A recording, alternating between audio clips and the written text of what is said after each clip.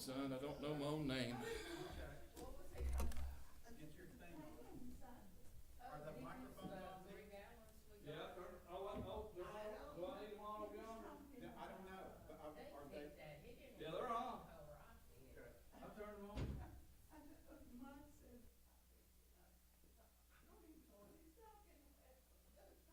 Good, Tony. Good evening, Mount Bethel Church. Good to be back in God's house tonight. Our study on 2 Kings. We're going to be looking at the end of chapter 16, just review, and then going into chapter 17.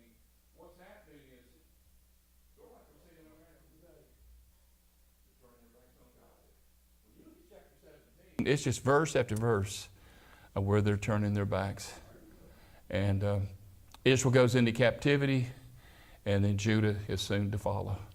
And as we look over our country now, we see things that we never dreamed we'd see in our lifetime. The Word of God says they will call evil good and good evil, and that's a lot of what we are seeing. Ron's going to lead us in prayer, and then Brother Tony's going to read something for us. Brother Ron.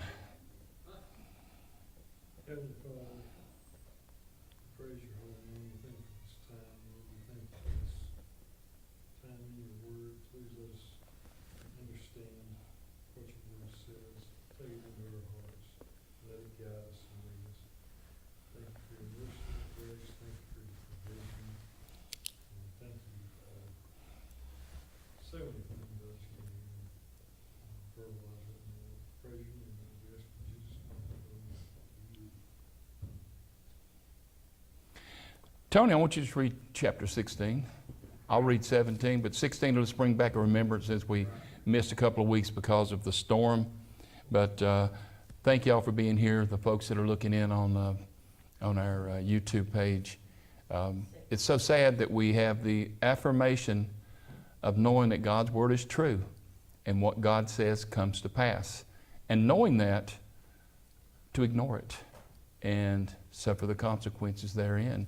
God is a God of love and hope and joy, compassion, peace, mercy, and grace. But He's also a God of judgment. And the sacrifice that He made, as we said this morning, of His Son. And we talked this morning about things that we can do and things we give back and things that we share. Everything we've got's on loan from God. Everything we've got belongs to Him. But He gave Jesus Christ that we might have life eternal. Nobody ever said it would be easy. There is a struggle in society, within the churches. Oh, if all of our churches could pull together in a realm of the knowledge of the Word of God as we have in serving the people that have been displaced, wouldn't it be something if we could just all get along without all that goes on? But Tony, if you'll read chapter 16, Okay. we'll get into this. All right. In the 17th year of Pekah, the son of Remaliah, Ahaz, the son of Jotham, king of Judah, began to reign. 20 years old was Ahaz when he began to reign, and reigned 16 years in Jerusalem, and did not that which was right in the sight of the Lord his God, like David his father. But he walked in the way of the kings of Israel, yea, and made his son to pass through the fire, according to the abominations of the nations whom the Lord cast out from before the children of Israel. And he sacrificed and burned incense in the high places and on the hills, and under every green tree. Then Rezin, the king of Syria, and Pekah, the son of Remaliah, king of Israel, came up to Jerusalem to war. And they besieged Ahaz, but could not overcome him. At that time, Rezin, king of Syria, recovered Elath for Syria, and drove the Jews from Elath, and the Syrians came to Elath and dwelt there unto this day. So Ahaz sent messengers to Tiglath-Pileser, king of Assyria, saying, I am thy servant and thy son. Come up and save me out of the hand of the king of Syria and out of the hand of the king of Israel, who rise up against me. And Ahaz took the silver and gold that were found in the house of the Lord and in the treasuries of the king's house, and sent them for a present to the king of Assyria. And the king of Assyria hearkened unto him, for the king of Assyria went up against Damascus, and took it, and carried the people of it captive to Kir, and slew Rezin. And King Ahaz went to Damascus to meet Tiglath-Pileser, king of Assyria, and saw an altar that was at Damascus. And King Ahaz sent to Uriah the priest the fashion of the altar and the pattern of it according to all its workmanship. And I think that's, Uriah the priest built an altar according to all that the king Ahaz had sent from Damascus. So Uriah the priest made it before King Ahaz came from Damascus. And when the king was come from Damascus, the king saw the altar, and the king approached the altar and offered on it. And he burned his burnt offering and his meal offering, and poured his drink offering, and sprinkled the blood of his peace offerings upon the altar. And he brought also the bronze altar, which was before the Lord, from the forefront of the house, from between the altar and the house of the Lord, and put it on the north side of the altar. And King Ahaz commanded Uriah the priest, saying, Upon the great altar burn the morning burnt offering, and the evening meal offering, and the king's burnt sacrifice, and his meal offering with the burnt offering of all the people of the land, and their meal offerings, and their drink offerings, and sprinkle upon it all the blood of the burnt offering, and all the blood of the sacrifice. And the bronze altar shall be for me to inquire by. Thus did Uriah the priest, according to all that the king Ahaz commanded. And King Ahaz cut off the borders of the bases, and removed the laver from them, and took down the seed from the bronze oxen that were under it, and put it upon a pavement of stone. And the covered place for the Sabbath that they had built in the house, and the king's entrance outside, turned he from the house of the Lord for the king of Assyria. Now the rest of the acts of Ahaz which he did, are they not written in the book of the Chronicles of the kings of Judah? And Ahaz slept with his fathers, and was buried with his fathers in the city of David, and Hezekiah his son reigned in his stead. As much as we've heard over the last few weeks about the depravity and how they turned away from God, this chapter just got horrible. I mean, it got absolutely horrible. And the thing that really struck out is verse number 7. Syria and Israel had come against Judah and the king of Assyria. And so instead of partnering with Israel, their natural brethren, they sought through gold and silver and ornament to go and get a foreign land to fight against their brethren. A house divided won't stand. And even if you go back to verse 3, he walked in the ways of the kings of Israel. Well, Israel was going by the wayside. Israel was doomed. He made sons pass through the fire according to the abomination of the heathen, whom the Lord cast out from before the children of Israel, sacrificed burnt incense in the high places and on the hills and under every green tree. And then it's the king of Syria came against Israel and besieged Ahaz, but could not overcome him. So what did they do? Instead of going to Israel, they went to Assyria and worked against each other. And then this Tiglath-Pileser, the king of Assyria, he said, save me, save me. He didn't call on God. And the thing it gets at is he makes a duplicate God of one that he finds in Damascus. And knowing this is wrong, King Ahaz went to Damascus to meet with Tiglath-Pileser, the king of Assyria, saw an altar was in Damascus, and the king Ahaz said to Uriah, the priest, and the priest did. He followed his command. And he fashioned an altar, the pattern of it, according to the workmanship. That's not bad enough.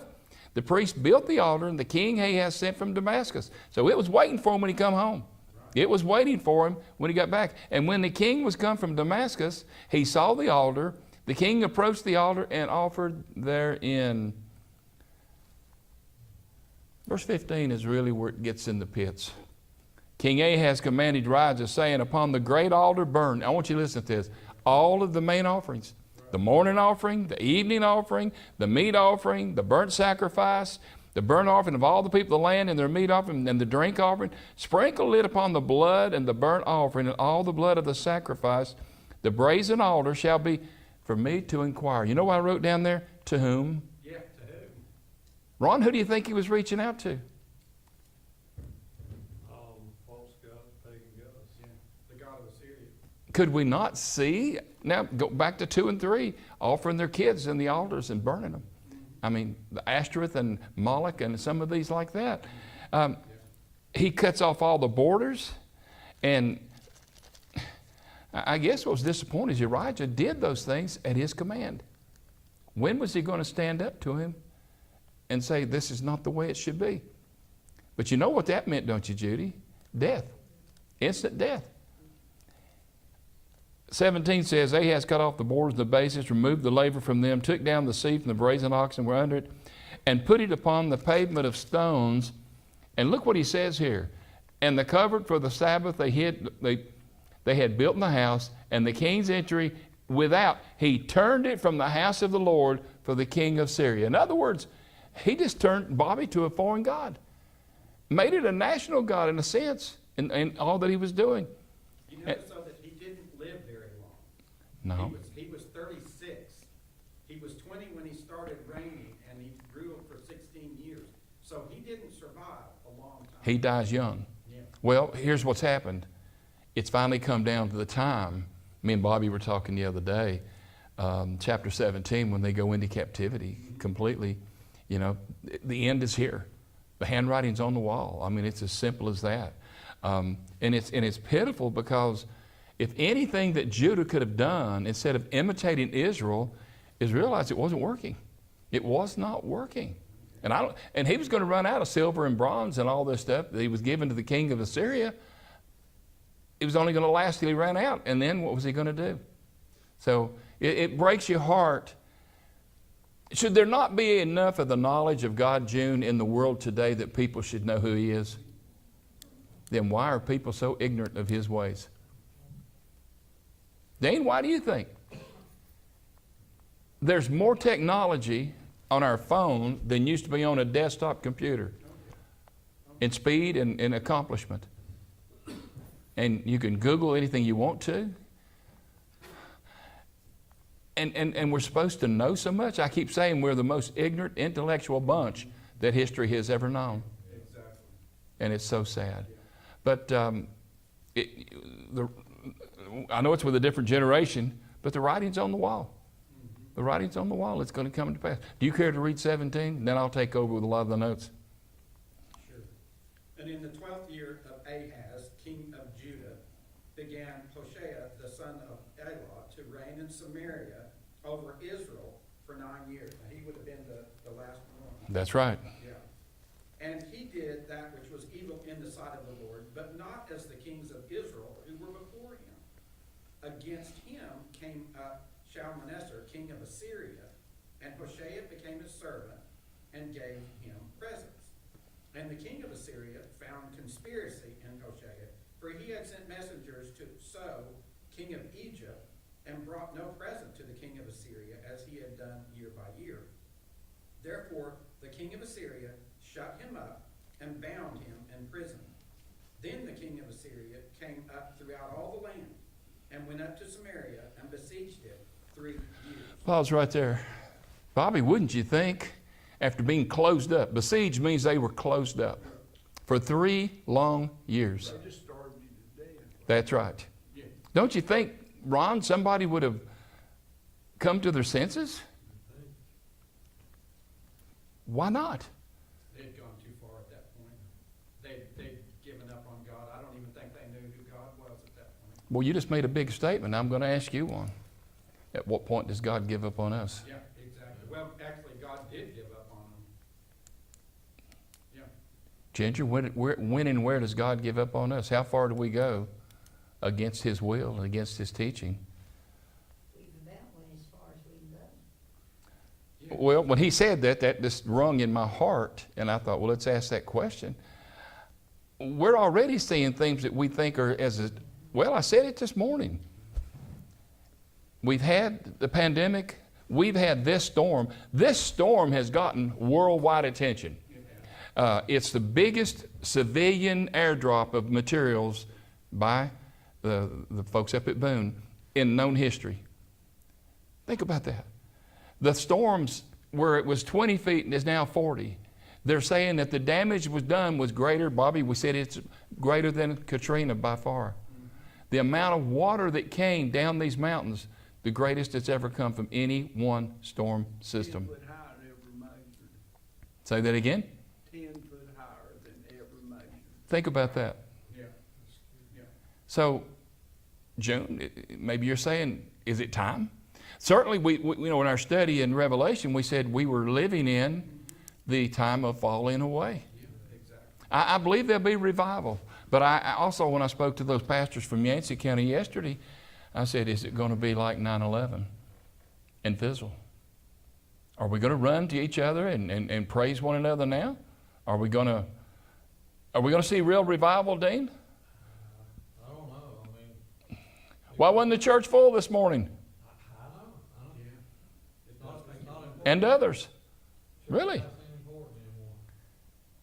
And you shook your head. Go ahead, say it. He said church house ain't important anymore today. You know. It ain't the something for. I mean, you wouldn't see, I guess we can go over time, but talk too much, but where's these families at? I mean, what? I don't know. You would hope that It's hard sometimes, I know. that these people would see. Where is that remnant that we talk about that could be here praising God for deliverance from such a storm? It could have been all of us. Really, it could have been all of us. Dean went up and saw the landslide that I told him about. He said, preacher, it starts 2 miles back on the mountain at Ebbs Field. It's a little plateau up there on the top of the mountain above Snowball Fire Tower used to be up there. It started up there and continued for 2 miles coming down, bringing all that stuff with it. Dean went down to find the home of a place where his 2 bus riders rode. He said, preacher, it's not there. He said, well, it's into that little house that they remodeled. It is. But that house was destroyed. You could see the wellhead, and you can see a little platform of concrete that was a stoop or patio. Other than that, you would not even know hardly that a house had ever been there. And it was shoved into that other house he was talking about, turned it up on its side, split it, and then the building below it was destroyed. I mean, what do people have to see before it's going to mean something that God delivered us? Well, it's just like we've been studying Revelation, they won't turn to it. We said about 6 times there. I've got it wrote down in chapter 16, 9 and 19. It says, but they refused to return to the Lord. And even in this next chapter, as he reads on, it says God told them to come to repent, but they refused. They refused. I don't know what it's going to take. I mean, coming out of a pandemic, coming out of a storm here that hit us like this and made worldwide attention, and then what's next? I said it this morning, not being a prophet, but how the change in leadership comes about in America is going to tell a whole lot about the moral and spiritual value of what's going to happen. And every head's going up and down. I'm not politicking, but it's just, we know it could happen. We know it's that fragile. I mean, it's so sad. What do you think should happen, Judy? What do you think could happen? It could be the downfall. Yes. It could be the downfall of America. Don't you just know, Bobby, that our enemies are sitting back there laughing at us? Watching and waiting? In the fire. Oh, yeah, they stoked fire. Oh, yeah. No, I mean, yeah. Come on.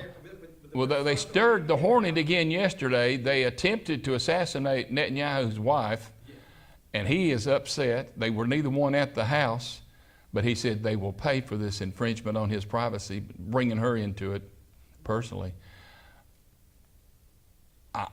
They're still waiting on Israel to retaliate for the last bombing, much less what's going on. One thing that scares me is that someone in our Pentagon, the retaliation plan Israel had, someone leaked it to Iran and Hezbollah. So they know what Israel's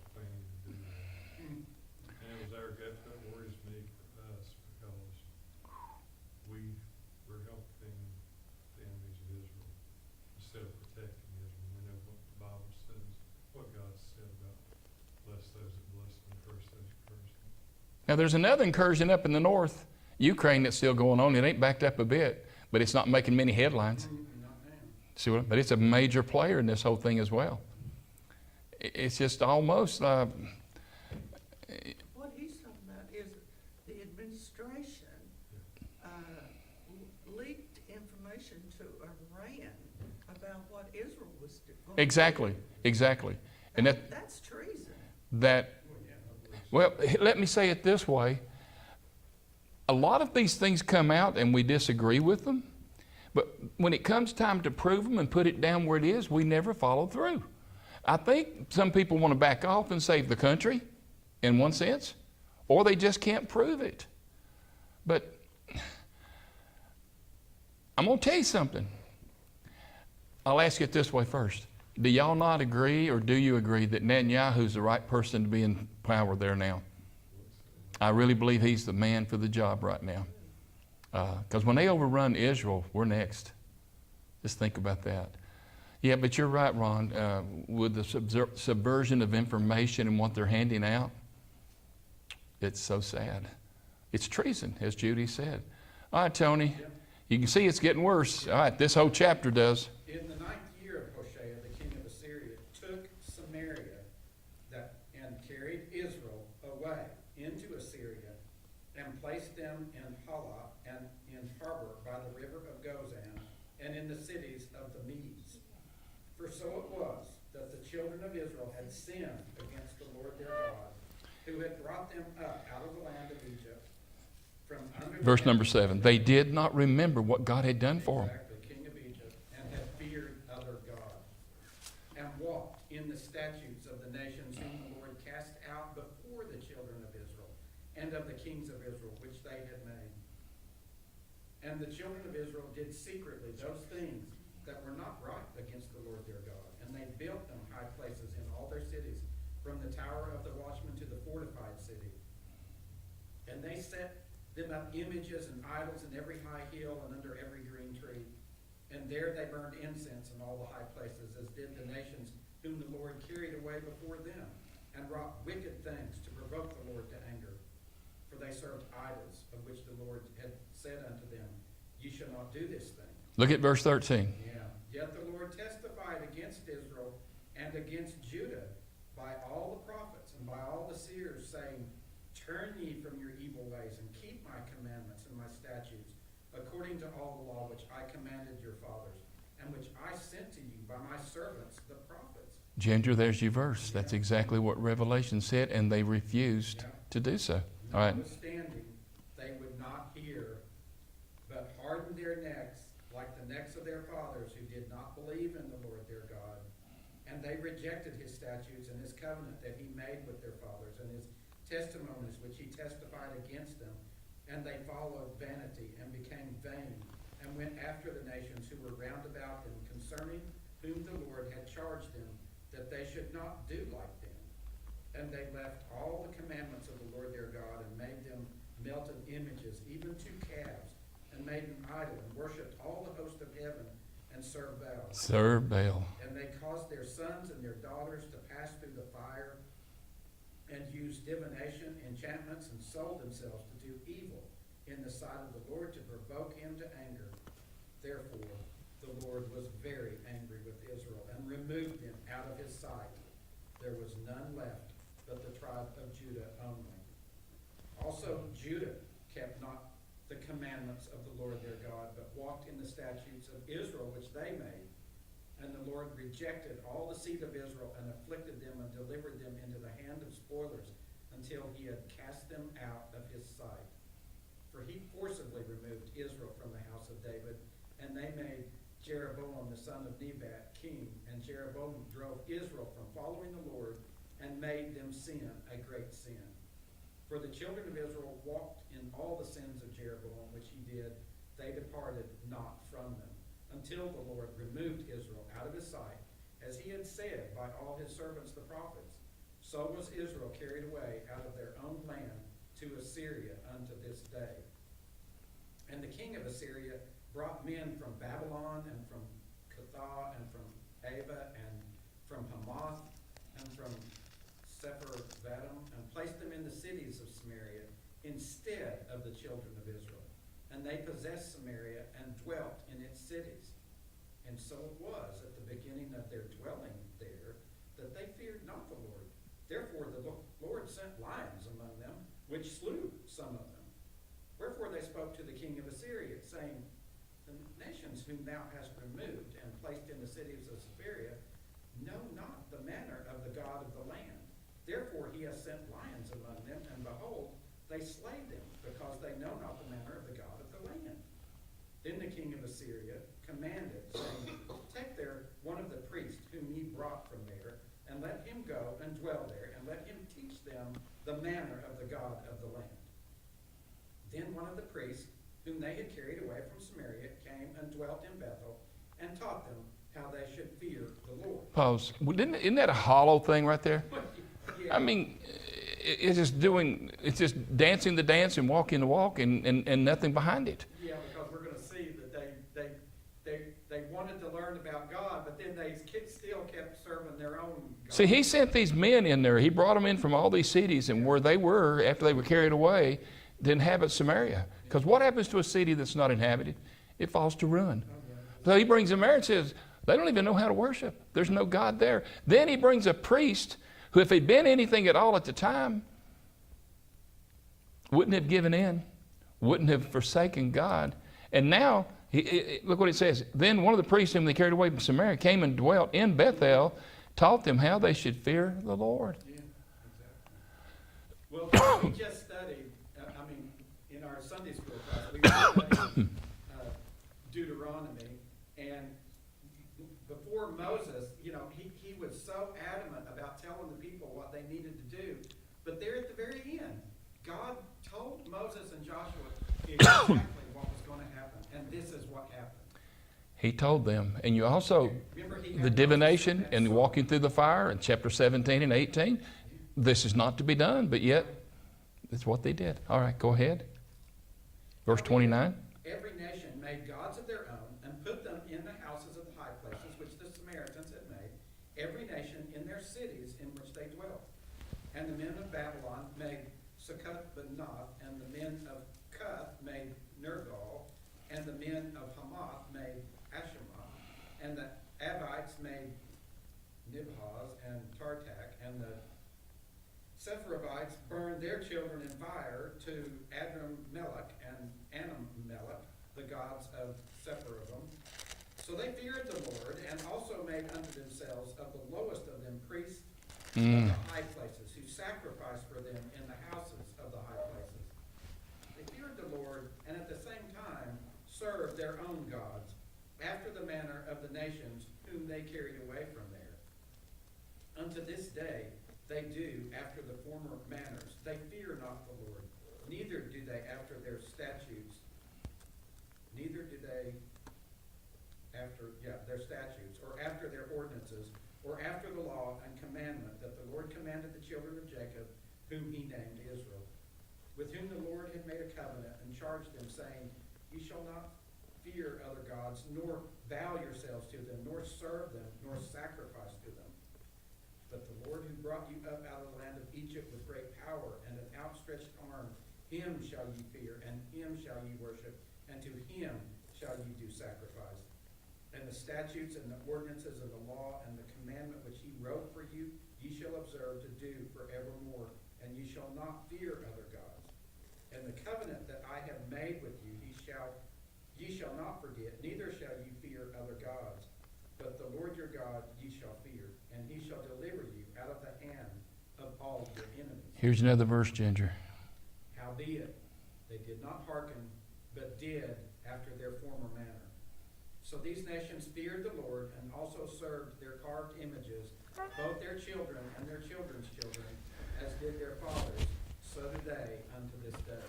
And this was what they were, in Jesus' time, these were the Samaritans that were so hated by the Jews. Because it was like, they were sort of like half and half. They were.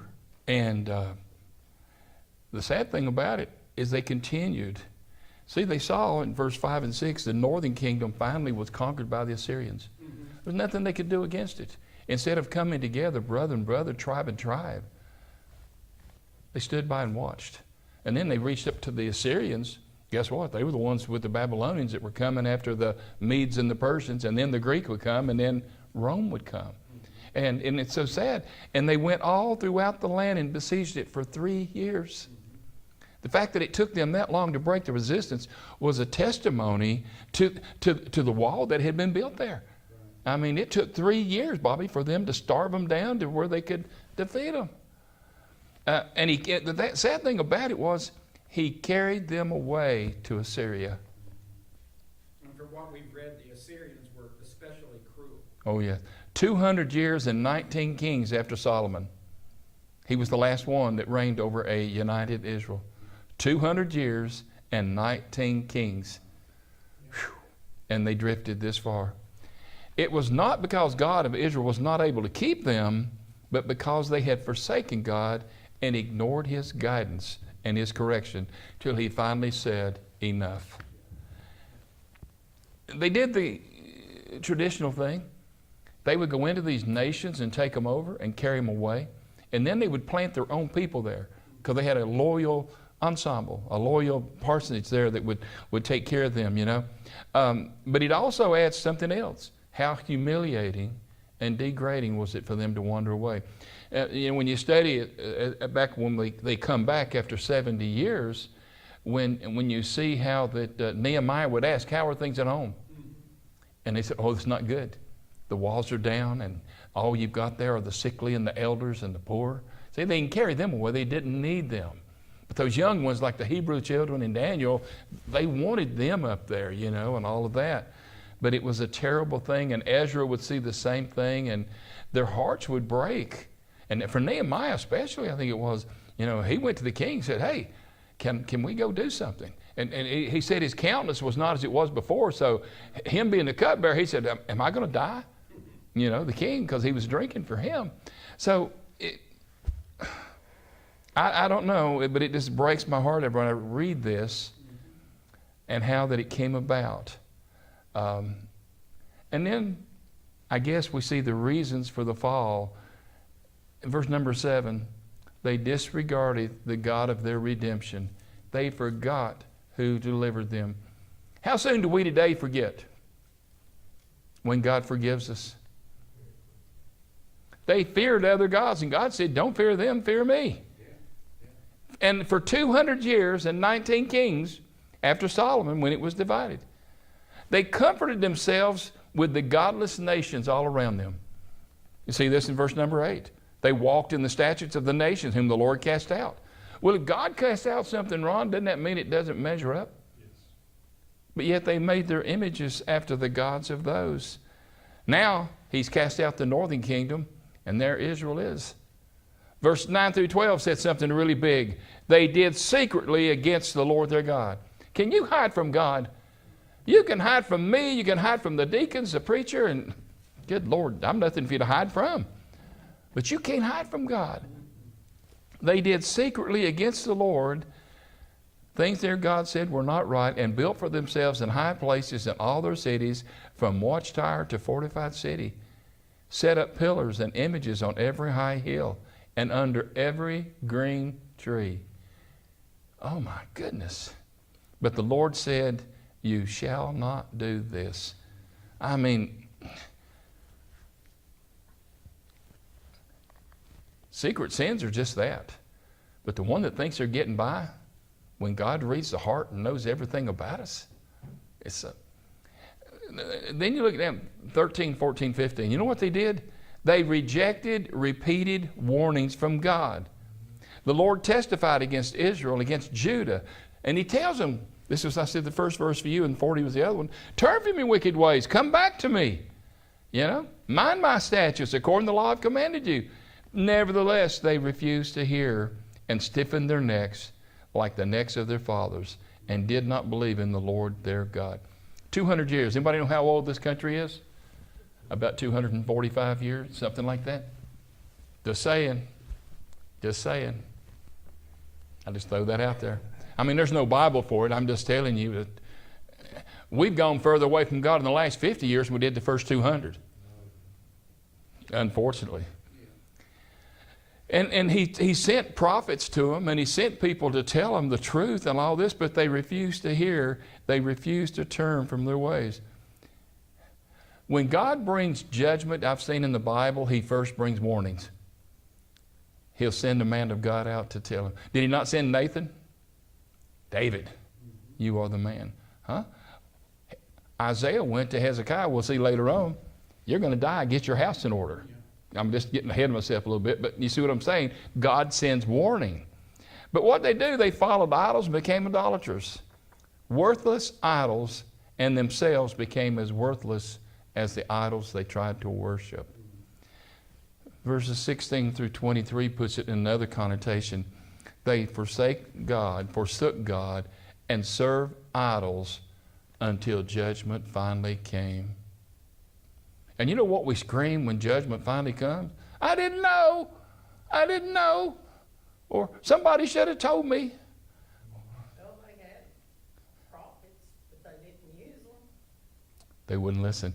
You see, the kings would have them so terrified. You know, I mentioned that one, Uriah. He feared for his life. And he knew that if he did, and it doesn't say he did, it doesn't say that he didn't either, but I'm going to tell you, he knew what was waiting for him. Bobby, if he went against the king, what would happen? Him and all of his family. You know, you ever notice that, like, when they go before, like David, you know, they told him that he could have killed him, but if the Lord really sends you, he'll take care of you. That's right. I mean, That's right. Well, like Nathan. Nathan would have died for going before David, but he knew God sent him. And guess what? David did too. David knew he was speaking the truth. I think if the Lord, if you're a prophet and the Lord sends you, they may hit you with a rock or two, but he's going to take care of it. Well, Elijah and Elisha did they not? They sure did. You have to remember, too, that Uriah, he wasn't a Levite priest. Oh, no, they made them their own. That's a good point.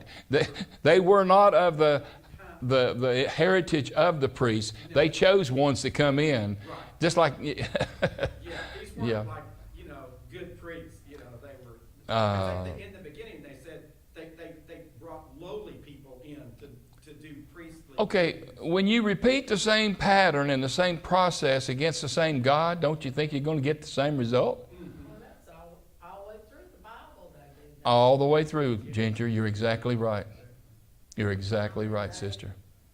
They take other prophets' words instead of the ones that God sent. They would take the ones that would tell them the things they wanted to hear. Right. Exactly, what they wanted to hear. You're exactly right, sister. Ahab. Exactly. And then we're going to get Hezekiah, who's a good one, but then we turn right after that and have Manasseh, who was the worst of all. Yeah, exactly. And it gets down to the end there. In the middle of this here, it says, and Judah did not keep the commandments of the Lord their God, but walked in the statutes of Israel, which they made. Why would you duplicate or imitate anything that Israel did when they're carried away? 200 years and 19 kings, and they're carried away. And the Lord replaced all the descendants of Israel, afflicted them, delivered them in the hand of plunderers until he had cast them out of his sight. For he tore Israel from the house of David, and he made Jeroboam the son of Nebat king. And he drove Israel, following from the Lord, made them commit a great sin. They would not depart from them until the Lord removed Israel out of his sight. Isaiah chapter 1, about verse number 18, it tells them that God said, I'll turn my back on you. I said, I don't want your feast or your holy moons or your festivals or anything. And then he says, make you clean, wash your hands, and come before me. And they refuse. And they refuse. Here's the thing that I thought was so crazy. They made themselves 2 golden calves. That didn't get Aaron nowhere, did it? No, Jeroboam just didn't want them going into Jerusalem to worship. And so, I guess he figured he did it on purpose. He led them away from God. Okay, let me say something here. If God will judge his people then, what's to keep him from judging us now? Nothing. The Bible's very clear at our very best. Isaiah 65, we are just filthy rags, our righteousness at our very best. Therefore, the Lord was angry with Israel, removed them from his sight. You see, the Syrians could not have taken them if God didn't want them, if God didn't allow it. See, God didn't want it, but God allowed it because they had turned. There was none left but the tribe of Judah alone. This was the end, and I'm going to really stress this right now for a moment. This was the end of the 10 tribes of the northern kingdom. This was the end of them. When they were dispersed to the Assyrians, they assimilated to other cultures. When they came back, what were they? They were Samaritans, I guess. See, it's a mistake the way I said that, I guess, and I caught myself saying it. They were lost temporarily. You know, they weren't lost because God knows where each one of them are, is what I want to say. You know what I'm saying? All the way back to the very beginning with the legitimate priests, the Levites who lived in the northern tribes. They did not like Jeroboam's idolatry. They, along with others who set their hearts to seek God, they were removed. I mean, he's not going to listen to anyone that doesn't bring flattery or good news. I mean, they despised Elijah and Elisha. He says nothing good for me. He tells them the truth. If you go to Deuteronomy 31, though, and in 16 it says, "And the Lord said unto Moses, Behold, thou shalt sleep with thy fathers, and this people will rise up and play the harlot after the strange gods of the land to which they go to be among them, and will forsake me, and break my covenant which I have made with them. Then my anger shall be kindled against them in that day, and I will forsake them, I will hide my face from them, and they shall be devoured, and many evils and troubles shall befall them, so that they will say in that day, Are not these evils come upon us because our God is not among us?" That was in Deuteronomy. That was before. That is what's known as the Song of Moses, and he was telling, that's exactly what it is. And he was telling them, I know your heart. God's telling them, I know what you're going to do. And I'm sitting there saying, why don't they correct it now? But God says, I know their heart. You're going to resist. It's crazy. See, some of them migrated into the southern kingdom of Judah. They got away. Some of them assimilated into other cultures. And some of them kept their Jewish culture and their identity in the land they went into exile. See, there was a great Jewish population in Russia, the former Soviet Union, Poland, and some of those other cities and countries. They had to hide it at times, but they knew exactly. And then in 1918 with the, what was that agreement? The Balfour Agreement. They got to come home, some of them. They became a nation in 1948. They had and they were at war the whole time, but major in 1967, but God delivered them. This was a fulfilling of prophecy, especially if you want to go back and read it, Isaiah chapter 11, and it talks about it. The next thing, right there at the end of 23, it says, Judah did not keep the commandments of the Lord their God, but walked in the statutes of Israel which they made. Judah had a lesson right in front of them. The conquered nation of Israel was evidence of what's going to happen with hearts turned from God. Yet they ignored these lessons and imitated the sins of Israel. For the children of Israel walked in all the sin of Jeroboam which he did. They did not depart from them until the Lord removed Israel out of his sight. There's a psalm that says that how that they used to sit by the waters and do their laundry, the rivers, and how that their masters would make them sing the songs of home. And they said, how can we do that when we're here in captivity? See, they didn't forget what was back in Israel. They didn't forget the favor of God at one time. They worshiped the true God in a false way, and then they began to worship false gods. See, they went through the motions, as the saying is. And then I guess the heartbreak of this, as people traveled, and some of these major through paths of trade were in these areas of northern Israel going into, especially near Damascus, is when they heard that the resettlement of Samaria by the Syrians. The king of Assyria brought people from Babylon, Cuta, Ava, Hama, and from Sepharvaim, and placed them in the cities. See, because if a city's not inhabited, it just falls. It goes under. At the beginning of the dwelling, they did not fear the Lord, so he sent lions among them, killed some of them, it says. The one that you have removed and placed in the cities did not know the rituals of the God of the land, so he sent what? A prophet to teach them, a priest. They remove anyone that's going to speak against them. That's what they did. And put their naysayers in there that would agree with everything they would say. I'm going to tell you what convinced them. At least my note said this. Perhaps they agreed because there were so many unburied bodies still remaining from the bloody warfare. How many bodies would there be after 3 years? Zechariah 2:12 tells us that Israel is the Holy Land, and it's something special. But it also was a curse against mankind for his corpse not to be buried. God asserted his own right and his sovereignty of the land. And he let them understand Israel's cast out. So now what'd they do? They brought these in. They had no idea the land that they were in. So what do? They do exactly what a good idol worshiping crowd does. They create their own religion. And he said, send there a priest, send there one. Let him teach them the rituals of the God of the land. However, it said, every nation continued to make gods of its own. Put them in shrines and in high places, which Samaritans had made. Every nation in the cities where they dwelt. The men of Babylon. And you know, it even named each one the different gods that they worshiped. There's about 5 of them. Taught them how they should. Isn't experience the best teacher most times? It's a good teacher. If you stood there, let me ask it this way, instead of me telling you, Dean, don't you think there would have been a long-lost cousin or brother or uncle in Israel that stayed in touch with the people? I know it did because it says some of them came south. That stayed in touch with some of the others. And when they heard what was going on there, what would that testimony be? It's just a situation that one fell before the other.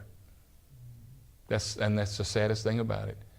They taught them how they should fear the Lord. And it had a measure of truth to it, because they did bring in a priest to try to teach them in the right way, but it was always the right way and this. It was never God only and this. And they would not break away from it. They feared, let me say it this way, they feared the Lord, but yet they served their own other gods. June, how many gods do you pray to at night? I pray when you call Pastor Mike's name up before God, you don't name all 6 or 7 of them. One's a plenty. I mean, he needs a bunch, but don't go out there and sell me south. And see, this was the pagan practice. The wounds have been in, what's the name of that nation? Mountain nation near Tibet.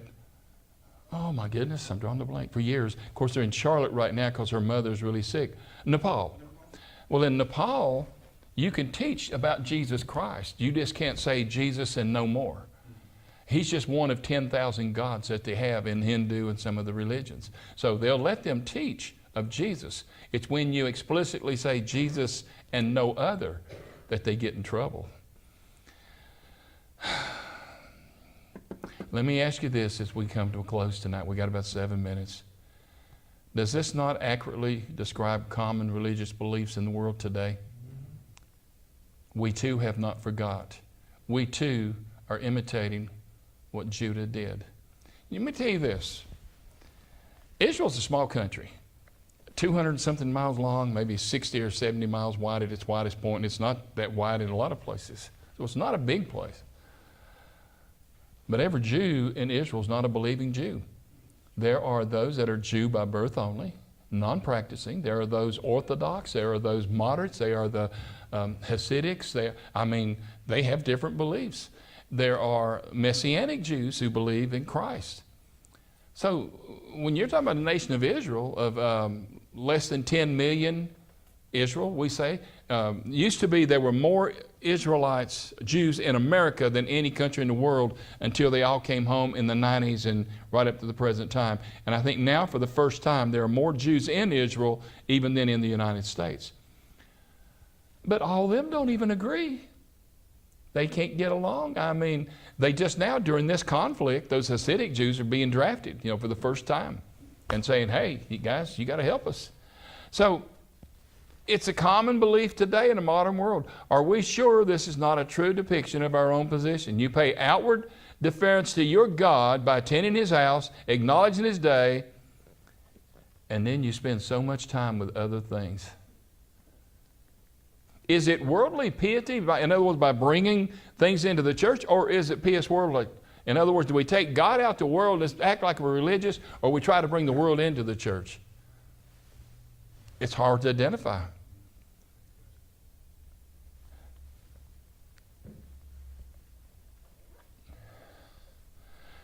Most people go back and look, and I said the first 200 years of this, our nation's history, we call black, black, and white, white. And then we got in the habit of blending things about 50 years ago, maybe 60. Y'all agree? I think that's what it came down to. It's called being progressive. What it leads to, as we closed up our lesson in Scripture tonight, a continuance of false religion. They don't fear God. They don't follow statutes. No. They fear no other gods. God tells them, you shall fear no other gods, nor bow down before them, nor serve them, or sacrifice, but the Lord who brought you up from the land of Egypt. He always, that's a special point with them, is the deliverance from Egypt after 400 and some odd years. This is the God you shall fear, the one who delivered you. How about the God that delivered us from our sin? There's a battle in this flesh. There's a battle in this mind, because it's not just carved images, it's imagination. In Genesis chapter 6, the people's imagination. In Genesis 11, when they built the tower, it was the imagination. They thought they'd go all the way up to God. They built something 300 feet high. Some say, they never intended, they just wanted to go as high as they could. But in their imagination, that's what they did. It troubles me to no end that here we are with all of the greatest technology and availability and the freedom to still do so in America. Does it have to take something like this storm to stir our hearts toward Him? Dean, you immediately said yes.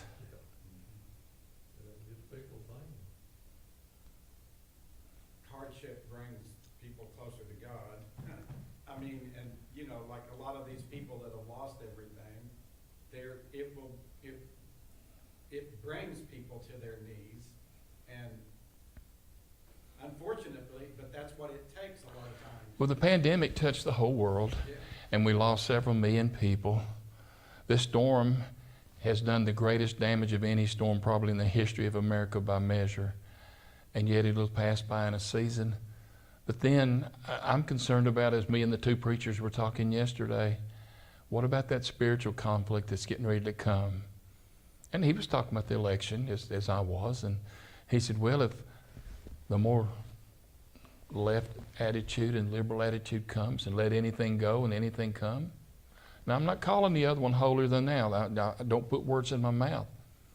Like I said this morning, you might have to hold your nose when you vote for some of them, but you gotta make a decision of something that's the closest we can to the Word of God. And I told y'all this 18 years ago, and I'll say it again tonight. There's only one God, and His name is Jesus Christ. There's none other close to Him. Marriage is a man and a woman, natural born, nothing else. And the shedding of innocent blood and the blight on America, the sin of the last 50 to 60 years has been abortion. I know there are this is an instances and this, where a woman and a doctor has to make a decision, but where it's laid out on the table and allowed to die, or we dissect and sell body parts and do this and that. No. And most of them try to say those things don't happen. There's too much evidence pointing toward the fact that it does happen. All I'm saying is, when the one that has no voice in the decision is the one that's dying. Think about that. Think about that. So that's where I stand on the shedding of innocent blood and marriage and who is God. And I don't make any apologies for it. And I'm not going to. The Lord your God you shall fear. He will deliver you from the hand of all of your enemies. God has always been faithful. And if Israel had been faithful, even more moderately faithful to their covenant with God, they would still stand. Now, this is talking about in the course of the Scripture, but it took them 2,000 years to get back, folks. After they were destroyed and after Rome, I mean, it took 2,000 years then. This was 600 years before Christ right here, 7. So it took 2,500 years. Well, God saved them several times, even when they were as ungodly as they were. I mean, you know, through Elijah and Elisha, God had helped them out several times. God has a hope. If you go turn it off. God has a hope that we're listening today. And I am so thankful that there are those that are listening. I am. I'm so proud of the churches that they've got food and water and generators and stuff. If they can just get it to people. Honestly, it is. Every city I've talked to and every pastor, preacher, we've not had to give out anything in 2 or 3 days and this and that. But our food, if there's somebody in the neighborhood or you know somebody lacking or that stands in need, go get it. Like Robbie said this morning, we'll go get more. So if we can show them the love of God, the love of Jesus Christ right now, how great that measure would be for us. Dean, if you'll dismiss us in prayer. There's still several sick in the church.